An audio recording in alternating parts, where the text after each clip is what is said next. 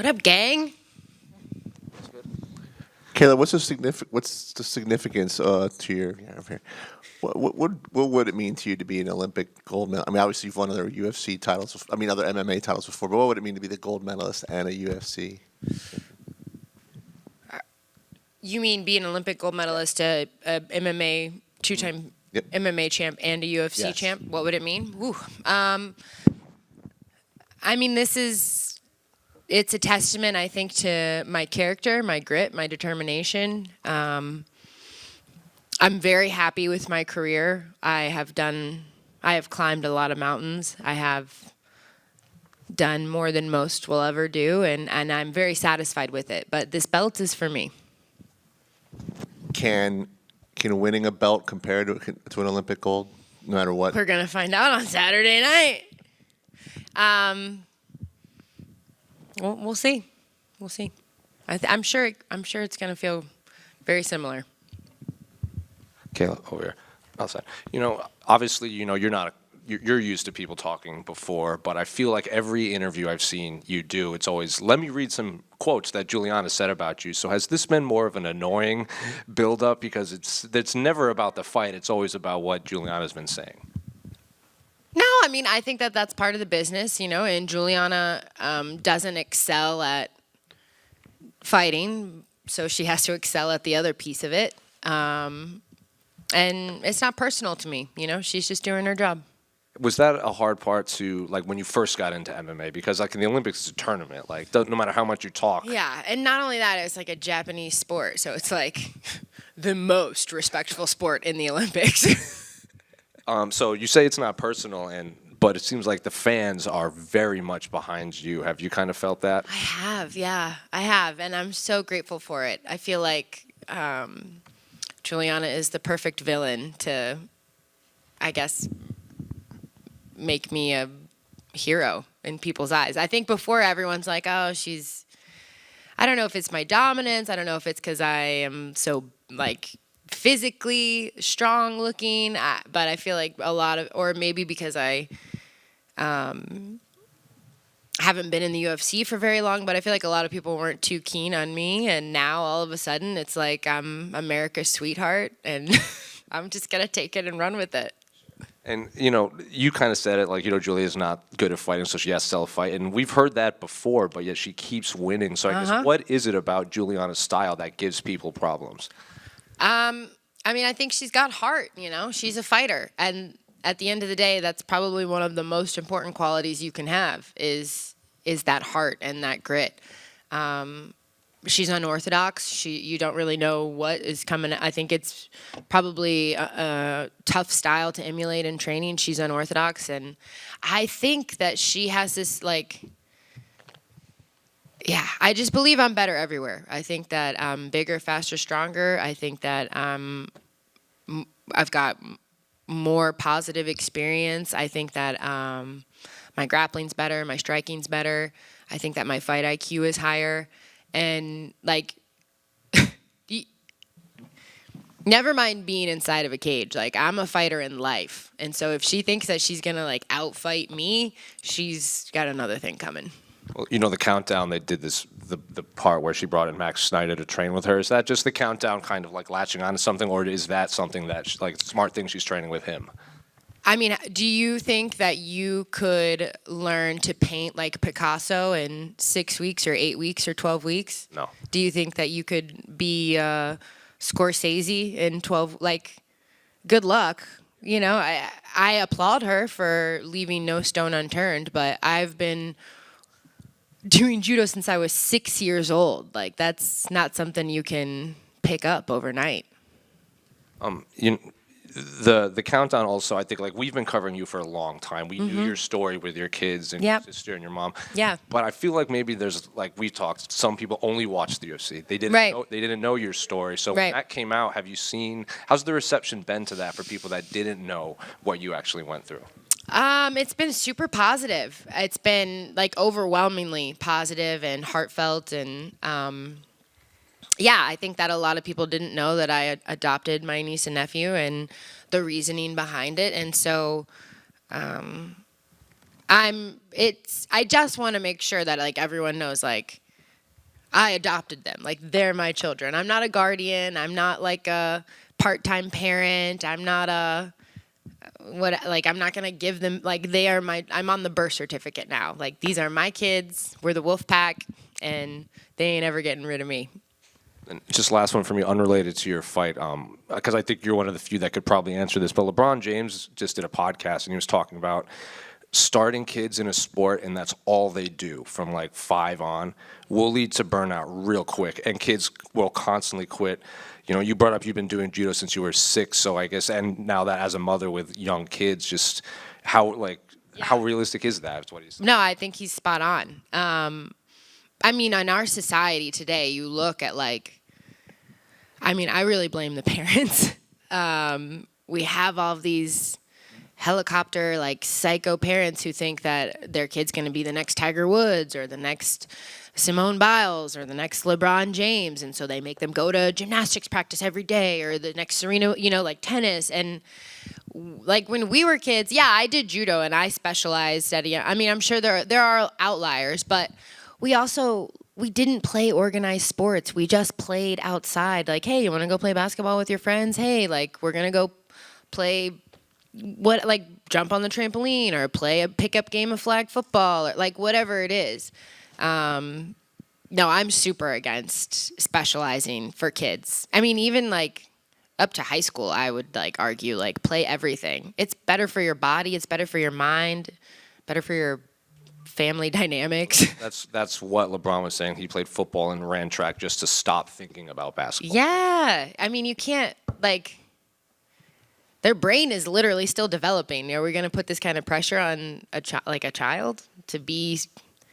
And yeah, don't get me started. My daughter played softball this year, and like, this is her first time playing. So obviously she's not great. Like and the parents, I was like, I'm gonna end up getting in a fist fight at a softball game. Like, I gotta take a lap and cool off.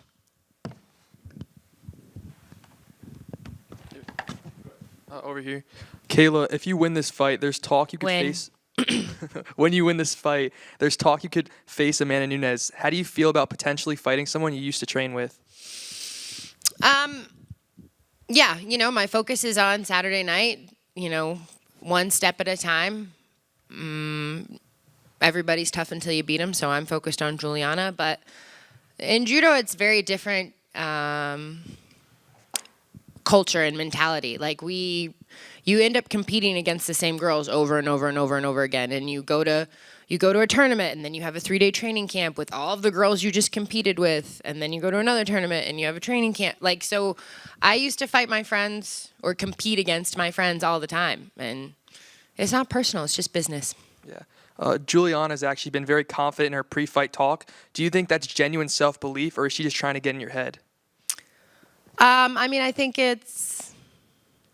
think she's got to do what she's got to do to pump herself up for this fight, Like,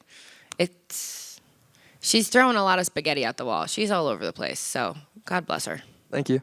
Kayla right here. You were a finalist for the Team USA 2025 Hall of Fame class. Despite not getting in, how much of an honor is it to just be up there with some of the greatest athletes in the world? Yeah, I mean, that's... I feel like I am very... God gave me these talents, right, and these gifts, and to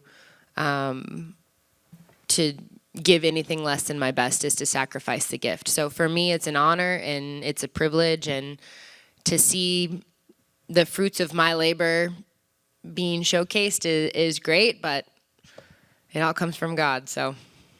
You said that growing up, you were always craving recognition and approval from other people. What finally changed in your life that really led you down the path you're on now? Is it finding God?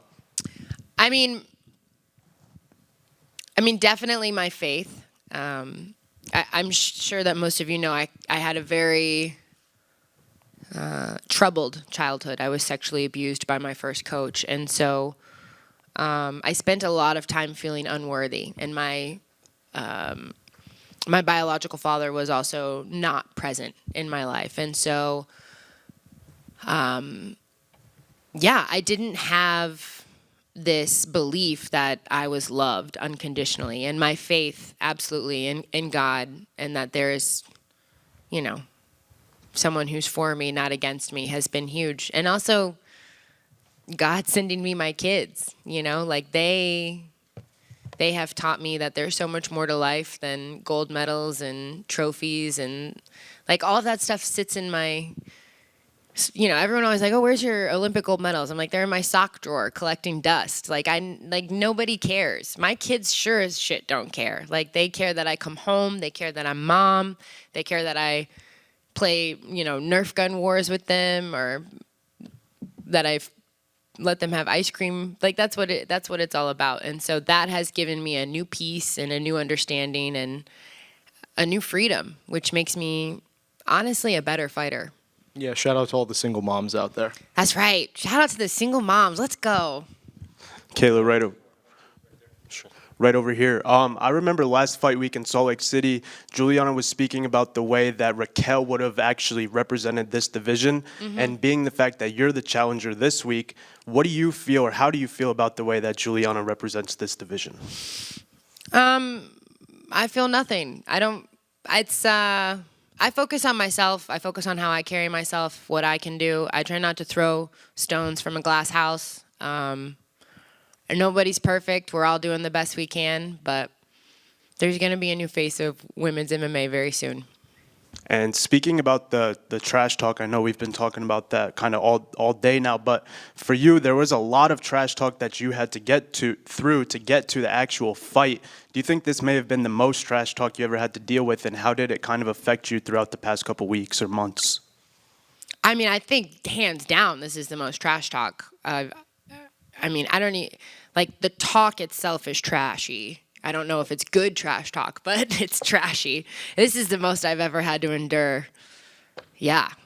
It's the worst trash talk I've ever had to endure, too. I'll tell you what. Like, being a female, being in a male-dominant sport, like going to American Top Team, you think I don't hear shit all day, every day? I walk into the gym and they're starting to, but this is just poorly done, and I'm ready to fight. I'm done talking about it. I'm ready to fight. And last for me, I'm not sure how much this really matters to you, but when you get the job done on Saturday night, that would be 3 fights into your UFC career before you become, or when you become UFC champion. How does that sit with you? Because that's pretty remarkable itself. Yeah, it's pretty damn good, I think it's 3 fights in the UFC, but this is a lifetime in the making. I've been on the mat since I was 6 years old. I have been doing 2-a-days since I was 12 years old. Like, that's 20-some years of training twice a day, every day, with the pursuit and the goal of being the best possible version of myself in mind. So it might only be 3 fights in the UFC, but this has been a lifelong journey, and I'm really excited. Thank you. Awesome. Thanks. Kayla over here. Yep. 2 years ago at the PFL World Championship, you told me discipline is the best form of self-love. Can you explain that to me and what that means to you and how that quote helps you live your life? Yes. Wow, I was wise 2 years ago. Listen to that. Damn. Just gym. Yeah, I think that in our world, especially in our society where we have everything at the click of a button on a phone, like we're dialed into everything. We have a lot of instant gratification. It's very easy to take the easy route. Like, I want it now. I want instant.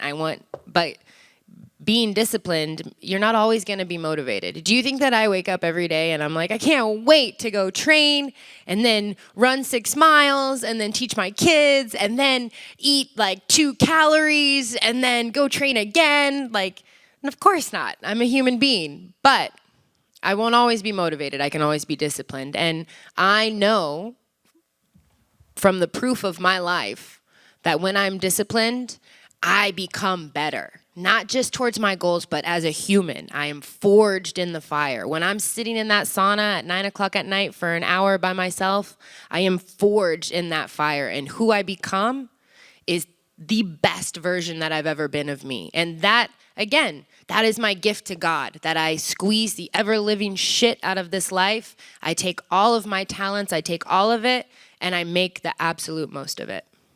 That's love.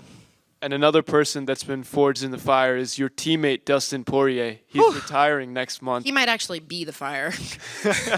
Could you share your favorite memory with the Diamond?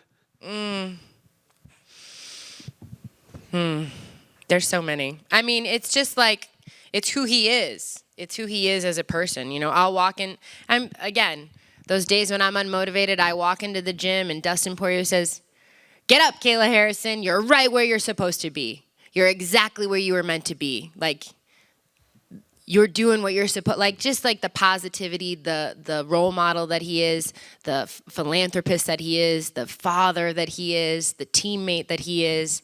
I was very fortunate and blessed to be at his fight against Max Holloway when he won the belt. And I was young in my MMA career, and I remember sitting there and watching him and being like, oh, I train with him. Like, he can do this, I can do this. And yeah, he's just an inspiring human being and someone I really look up to. Kayla, just back here, we obviously, you know, you've done it all. You've been multiple-time Olympic champion, made obviously massive money in the PFL before you were ever here, multiple-time world champion. What is it that keeps you going after Saturday night when you're the UFC champion? Well, I haven't found a husband yet, so no. Yeah, I mean, I have a dream inside of my heart. I wanna see how high I can climb. I wanna see how far I can push myself, and I don't feel like I'm done yet. I'll know. It's personal and it's a difficult decision, but I'll know, and I'm not there yet. I still have a lot of fire inside. I love this, you know, like I have spent a lifetime getting to do what I love. Like, I have traveled the world. I've been to the top of Mount Fuji, and I've seen the Mona Lisa, and I've watched the sunrise in Abu Dhabi, and I did it all with my best friends while, like, chasing a dream that no one had ever chased. And now I have 2 healthy, beautiful children, and I have money in the bank, and we need nothing. We want for nothing. And like, I get to wake up every day and go to a gym and be around people that I admire and respect and love. And I get to try and be better today than I was yesterday. How many people can say that on this planet right now? How many people can say that they get to chase their dream every day and live out loud and live boldly? And I mean, I'm blessed. I'm so blessed. And Julianna brought up in that little face-off thing you guys did, that like she seemed to bring up the Ronda thing kind of like apropos of nothing. Like, yeah. Do you think she was trying to get in your head a little bit with that whole? I mean, I don't know. I would not want to spend a second in that brain. So, spaghetti at the wall. What are your memories of that match? I mean, it's obviously one of the very rare times we've ever seen you. Oh, with Ronda? Yeah. The judo match? Yeah. I mean, it was just so rare that you would ever not take the W. yeah, I mean, I was 15. I was being sexually abused by my judo coach. Like, it was not the best time in my life. She beat me, but and I'm not taking anything away from Ronda. Like, Ronda had an amazing career, and I would not be here if it weren't for Ronda Rousey. So, like, I have nothing but gratitude for her and the glass ceilings that she shattered for women in this sport. All I meant from that was in our judo careers, like, I didn't tell any lies. Like, my career in judo is going to be very hard to touch. And in MMA as well, I'm sure. And then that's the goal. That's the goal. Kayla, right here. I know when we were down in Florida with you, you said, you know, the weight cut. When you met my emu? Yes, when we met the emu, Marshall Mathers. And you said you were ahead of schedule in terms of like the weight cut and everything. How do you feel sitting here right now, like 40 hours from being on the scale compared to the last 2 times? I feel great. You know, I think that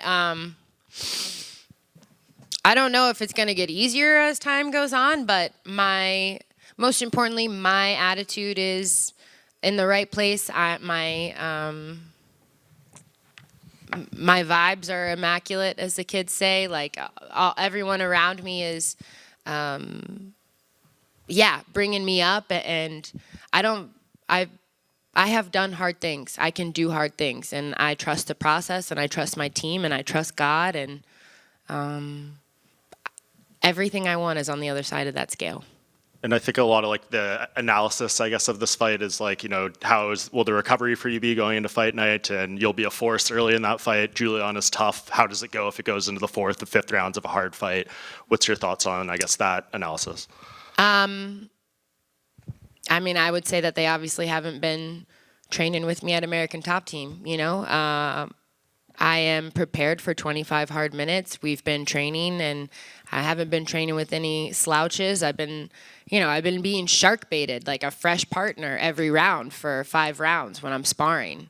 So I'm ready. I'm ready to show the world that. So many, most survivors of crimes committed against them aren't in the public eye, and after a while can maybe put things behind them, or at least don't have to face it every single day. And yet you do almost every press conference, almost every interview. How do you deal with that? Have you had to come to peace with the fact that's always going to be part of your story? You seem to talk openly about it. Absolutely. How have you navigated those waters through the years? I mean, well, first of all, I'm well removed from it. I'm no longer that 10-year-old little girl, that 16-year-old little, like I'm an adult now, and I feel like God gave me this story for a reason, and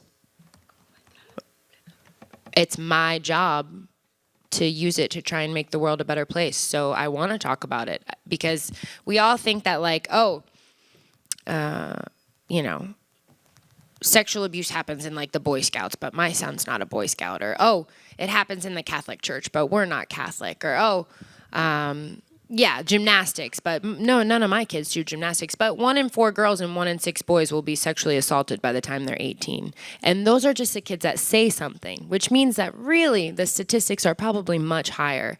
And how do we stop that? We stop it by having a conversation. We stop it by looking it in the eye and putting a face to it and saying, okay, children are our most precious things. I want to help stop this. I want to help end this. And I encourage everyone to go to fearlessfoundation.org, learn more about it. I also wrote a book. It's not a memoir. It's not an educational, it's not a textbook. It's kind of a combination of both, where it uses my story, my journal entries, and it talks to you about what is grooming, why kids don't say something, what questions can I ask my kids if I think something like this is going on. And that is important to me. I don't ever want another little girl or little boy to feel alone, to feel dirty, to feel ashamed. There is hope. There is a shiny gold medal at the end of the tunnel. There is a UFC belt at the end of the tunnel, but you have to say something, and we have to keep talking about it. Thanks, guys.